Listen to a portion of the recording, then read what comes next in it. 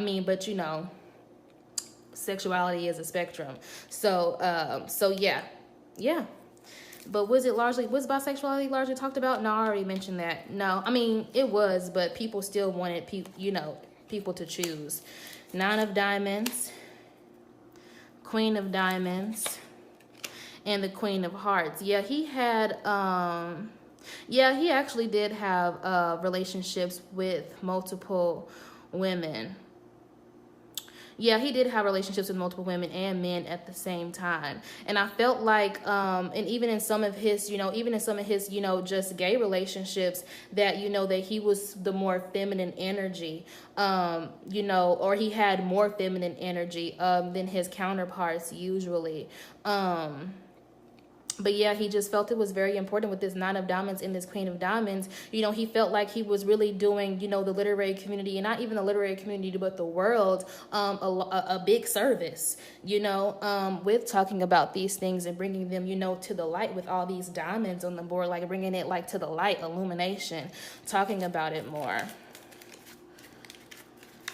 Hit the thumbs up if you are enjoying this reading, and then also comment if any of this is making sense, or if you can confirm whether or not you know some of this information. All right, so let's see. What specific events occurred at Gungun that made him get a European citizenship?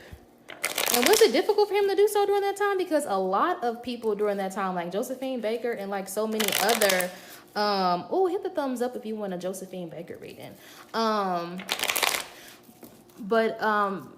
But yeah, like a lot of them, went to Europe during that time. And so like, I want to know like what specific events or chain of events occurred that made him go ahead and get that citizenship. And I want to know, was it difficult?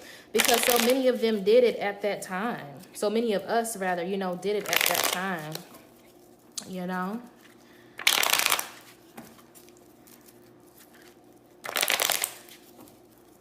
Let's shuffle one more time. All right, thank you, Egungun. All right, 4 of Clubs, Queen of Spades, and the 7 of Diamonds. I feel like a breakup with one of the women that I just talked about in the last reading is actually what sparked him to go ahead and move to Europe. And it was a relationship, obviously, I think that he maybe had with a white woman, because for some reason I'm just seeing a white woman. Like this Queen of Spades is just like, it was a relationship actually that he had with the white woman, and him not being able with this 4 of Clubs to build a home with her, or not being, favorable for him to do that. And he just questioned, and this Queen of Spades is also representative of America, you know what I'm saying, as well. Like America, questioning his value, you know what I'm saying, questioning, just overall just questioning his value, just being mad disrespectful, during the civil rights movement. I mean, we all know how America is, you know what I'm saying? I ain't even got to go into detail about that, but yeah, him just questioning that, and him wanting to build a home in a place that wasn't so socially effed up, you know what I'm saying? But I want to know, was Europe that much better than America? You know what I'm saying? So I'm going to ask that question next. Maybe it was the perception, because even with this 7 of Diamonds and this Ace of Diamonds, it could have just been the perception. With the 10 of Clubs, though, that's talking about him, and even the Ace of Diamonds, he was able to make more money out there, I feel like. In America, like, they didn't want to pay him for his work, or pay us, rather, during that time for our work with this Ace of Diamonds and this 10 of Clubs. But it was easier for him to gain more notoriety for his work abroad in Europe, as opposed to being here in the States. He was more financially stable, there in Europe. And so, yeah, he got paid more. Okay, so that answered my question then. It was just the money. Okay, cool beans. The 10 of Diamonds, the Jack of Spades, and the 2 of Diamonds. Yeah, he got more contracts. Like the contracts that he was able to sign, or, in the positions that going to Europe put him in, it just generated more income for him. So really, it's not even the fact that, Europe was more socially acceptable, to Black people or African or our or the African diaspora communities as a whole, whether you know you're heterosexual or homosexual, it was just more that they were actually willing to pay you for your talents with the Jack of Spades here. You know, he got more money for his writing. I feel like he got some heavy contracts. You know, he was able to or he was able to release more work over there, you know, in Europe as opposed to America. So confirm that in the comments if you know whether or not. But yeah, it was the money. Not that it was just socially better, it was just financially better. They got more reward and recognition in Europe during that time. Okay, so that makes sense then. All right, so that was a specific event that occurred. All right, but I do want to know, how was racial and sexual discrimination in Europe compared to America? During that time, how was racial and sexual discrimination in Europe compared to America?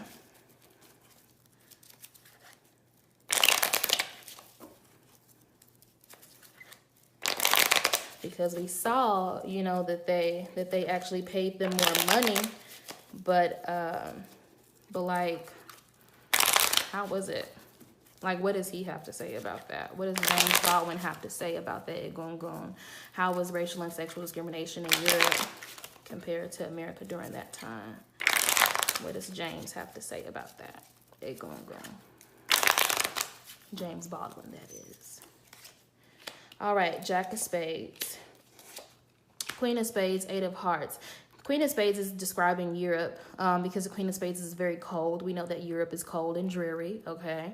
What sun? They ain't got it. But I mean, but they still treated them, they still didn't treat them right. I mean, compared to America, I feel like the Jack of Spades is representative of America because we know that, I mean, you know, America is young, you know, compared to Europe in spades. So this Jack of Spades is describing America, and this Queen of Spades is really talking about Europe. And the Eight of Hearts is talking about them really just being one in the same, you know, them really just being one in the same. It's like one is just more louder than the other one. The Five of Clubs, the Two of Clubs, but they were once again able to get more business. It's, you know, they were able to, you know, yeah, they were able to solidify more business deals. You know, the way that they communicated their racism and even sexual discrimination wasn't, you know, as loud as America is. However, it was still there. You know, it was still there. It wasn't like non-existent, but it didn't affect their money to the point. Like, they still made less they still made less. Like, we still made less money, you know, than white people. During that time. However, it wasn't as significant as it was in America because they were able to get him specifically was able to get a lot more business deals. Yeah, he was able to get his work, you know, out there more, you know, publish his work more.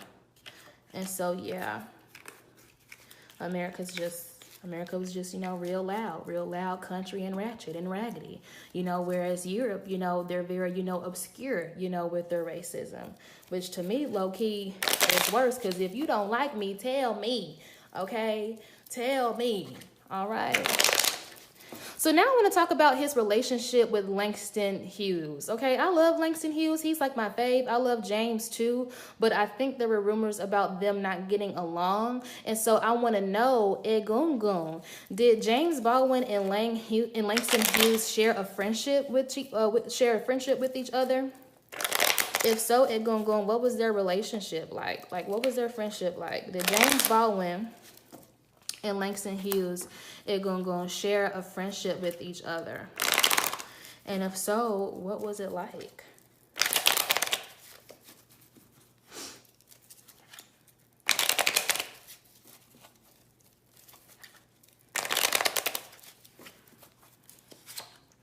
Ace of Clubs, Nine of Clubs, no. James was not interested.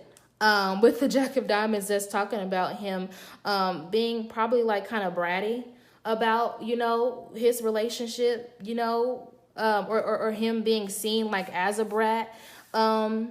compared to Langston, because it's talking about with the Ace of Clubs being in reverse. I mean, they really didn't talk, like they really didn't see it for each other. You know, they were not interested really in communicating with each other, like with one another. They weren't interested in each other's work like that with this Nine of Clubs.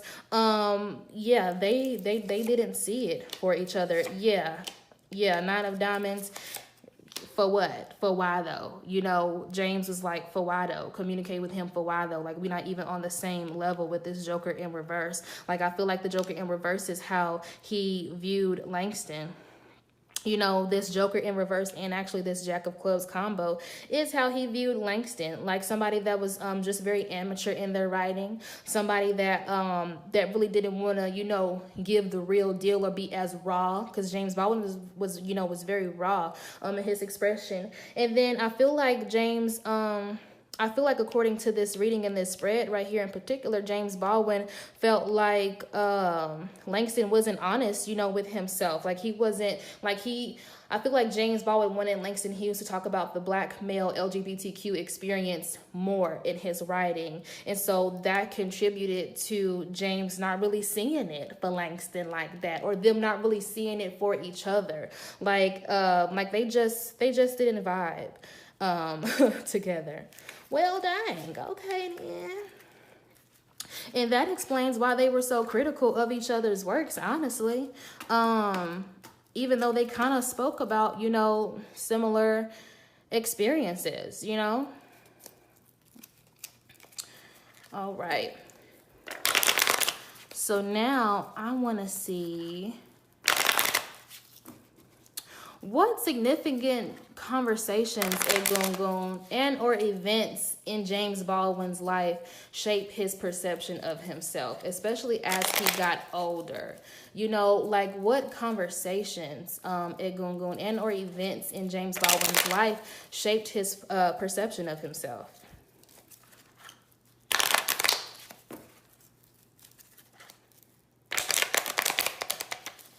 If you are enjoying this reading, go ahead and hit the thumbs up button, like, subscribe, and if you want a personal reading with me, then visit the Voodoo Institute.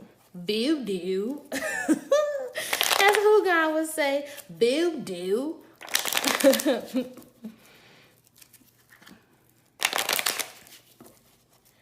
All right. So, what significant conversations and or events shaped his perspective? Ten of Spades, being misunderstood, being determined to be heard, being determined, you know, to just put an end to just social injustices. Even if he didn't see it come to fruition in his lifetime with the Three of Hearts, that was his determination. He was determined to put an end, you know, to those things. You know, he wanted his, he wanted his value to be recognized, his value to be seen, you know. I feel like even in particular, the events that occurred in his childhood, because this Three of Hearts, I'm not sure maybe if he was sexually abused or something like that in his childhood. I feel like he maybe could have possibly been sexually abused, or this could just be talking about his overall sexual oppression, okay, or sexual suppression rather, in childhood, was really what contributed to his perception of himself. It actually took him a long time to overcome, you know, or to be more confident, you know, with himself, to be more confident and be more open with who he is, you know, or who he was rather. Rest in power to James Baldwin. But eventually though, Three of Hearts, eventually, you know, he did get there. He realized there wasn't nobody doing the dang thing like he was doing it, you know. He was like, can't nobody see me, you know, kind of like his personality reading, you know, in the beginning. Like, I feel like he was just very, you know, once again, that dilettante energy, you know what I'm saying? Like, he was just very overly confident, you know, at times. Like, he was like you Negroes can't see me? What? I'm James Baldwin. You know what I'm saying? Who are you? You know, it's kind of like his vibration. Like, that was like his... That was his energy. You know, like, you Negroes can't see me, with the Seven of Diamonds, the Four of Diamonds, and the Three of Diamonds, you know. you know, he didn't want to feel that way anymore. But with the Seven of Diamonds, though, he still questioned his value, though, at times. Like, he still questioned his value as far as like being a bit insecure. He still dealt with some of those insecurities from his home life. It still affected him going into even adulthood and even later on in life. Because the Three of Diamonds is talking about it taking a very long time for him to get to this Nine of Diamonds. You know, to feeling like, you know, he's settled in himself and he's very happy and pleased with himself. Because even though his personality was very like, you niggas can't see me, you know, I'm James Baldwin, you know, on the inside, he still did deal with some insecurities, though, which did stem from his childhood. But like I just said, eventually he was able to overcome those things, though. But it occurred in a later age, especially with this Ten of Spades energy. It occurred closer to his death, I feel like, honestly. I can't remember how he died, but I feel like his perception of himself, he felt fulfilled closer to his death with this Ten of Spades energy. Like, he felt like he came here and did the dang thing. I don't feel like he felt that way throughout. Ooh, just felt a breeze. Don't feel like he felt that way throughout, you know, his lifespan here. But of course, closer to his death, though, he most certainly was very pleased with what all he had accomplished and with all that he had done. Shout out to James Baldwin. That's what's up. All right, so now I want to know this too, y'all, okay? So, Egungun. Let me see. Egungun, what does James Baldwin have to say about Quincy Jones mentioning his alleged escapades with Marlon Brando? Okay, y'all remember a few years ago when Quincy Jones came out and was spilling the beans on everybody? You know, I want to know, like, shoot, do we need a Quincy Jones reading to try to get some tea on Quincy? He's spilling everybody else's beans. But at Gungun, I want to know what does James Baldwin have to say about Quincy mentioning his alleged escapades with Marlon Brando? If he probably care at all. If he even care at all at Gungun.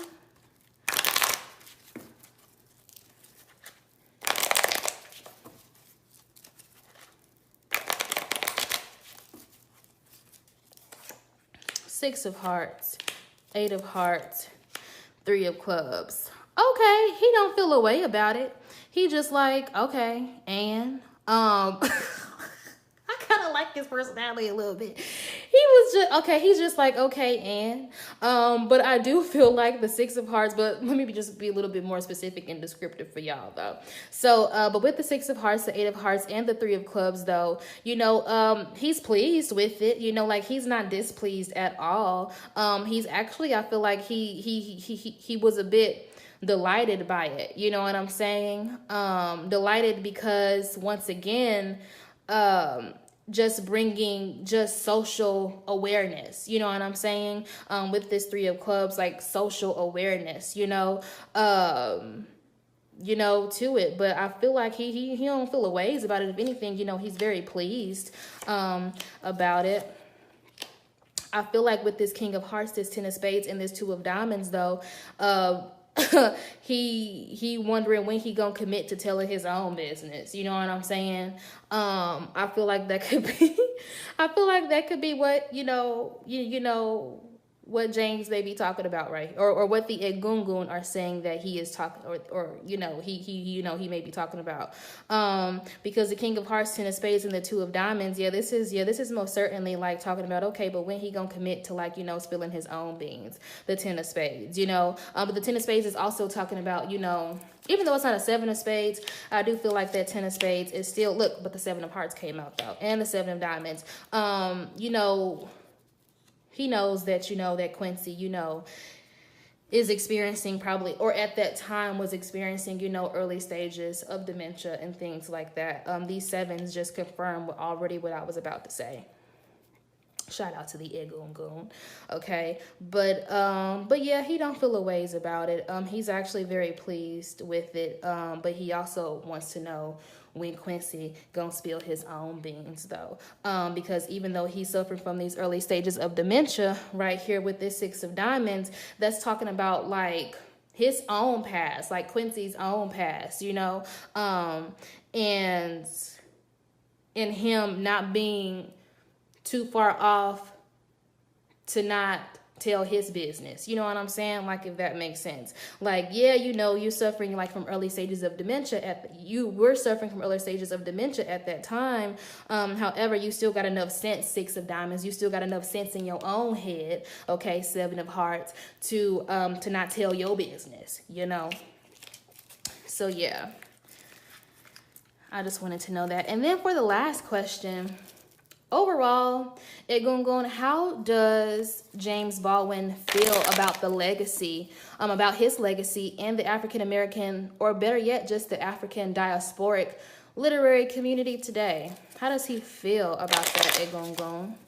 How does James Baldwin feel about his legacy across the African diasporic literary community today, Egungun? Once again, if you want to book a personal reading with me, of course, visit the Voodoo Institute. This is Ifa Karede. Okay.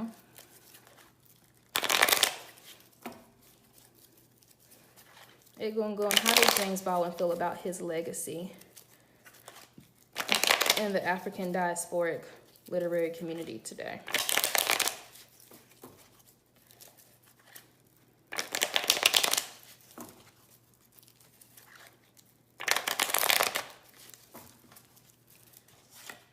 Nine of Hearts, Seven of Hearts, Two of Diamonds. I feel like his wishes have been fulfilled. He's pleased with his legacy. I do feel like that he still wanted to do more with this Seven of Hearts. Like with this Two of Diamonds, it's almost like he wished he had more time.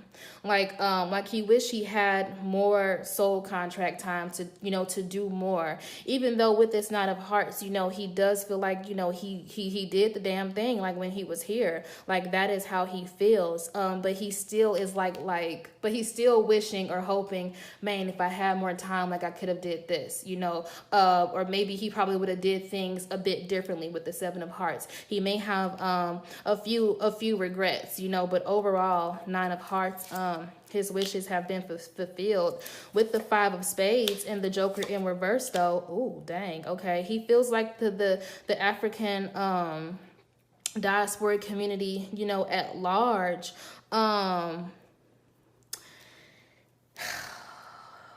he feel like they ain't him, you know, like they ain't me, like they're still not daring enough, you know, like they're still, or better yet, like think like with this Joker in reverse, like he still feels like, and even with this Five of Spades, but like he knows, like he still doesn't like the fact that things have to be very censored and that we're still having these conversations, you know, about or like still like fighting like for social injustices, if that makes sense. Like he's displeased, like not that the writing, you know, not necessarily isn't up to isn't up to par, but just as a whole, if that makes sense, you know, as a whole, like he's just displeased, you know, because he's just like, there's more work to do. Five of Clubs, like there's more work to do. He's happy things have turned. I mean, he's pleased that things have turned around for the better, though. He's happy that he was able to actually make that contribution to the literary community, to the world, even outside of the literary community. I mean, just politically, period. Like he's pleased with that. But he's just like, dang, like there's still more work to be done, though. Like the work ain't over with, so don't get comfortable.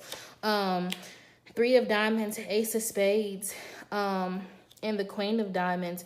He feels like, I feel like he could feel like white people you know, or people that are just not of African descent as a whole, they tell too many of our stories. Like, we have too many of them trying to tell our stories with this Three of Diamonds and the Ace of Spades, and that needs to come to an end. He's saying, like, we need to tell our stories more. Like, we need to do that. You know, that's our responsibility. Like, we don't need to let them, you know, try to make money with the Queen of Diamonds, make money off of that. Interesting. Okay. Because I wouldn't have thought that. Interesting. He knows that the work is going to, you know, continue to take time. And he's hopeful that eventually, you know, we shall overcome. That just came up, you know what I'm saying? Like he's still hopeful that, you know, that eventually, like, we'll get out of this Two of Spades energy. Like, eventually the scales will balance, you know. We just gotta keep on doing the work. You know, you know, creating like our own, maybe publishing companies and things like that, you know, or better yet, maybe not even having to, you know, get published or anything, just, you know, I guess a straight sale, you know, to Amazon. But yeah, that's yeah, literally what I just said. King of Diamonds. He wants more Black gay male or Black LGBTQ male conversations as far as the writing. He's saying, like, it's not enough of that anymore, or it's not anybody that was doing it to the level that he was doing it. You know, it's really just, you know, it's how he's feeling right now. But of course, with that Nine of Clubs, he's hopeful that, you know, eventually that all will be well. And that eventually we won't have these other people coming into our communities telling our stories. You know, he's hopeful about that. All right, everybody. So that was the reading on the legendary James Baldwin. If you enjoyed this reading, please give this video a thumbs up, like, share, and subscribe. You can also visit my personal YouTube channel. It's called The Obelisk Lounge. And of course, if you are interested in a private reading with me, then visit the Voodoo Institute. This is Ifa Karede. I will talk to you guys next time. So fuel my fire, take me higher, I'll be your liar too. Cause when we're here, there's nothing better than the skyline.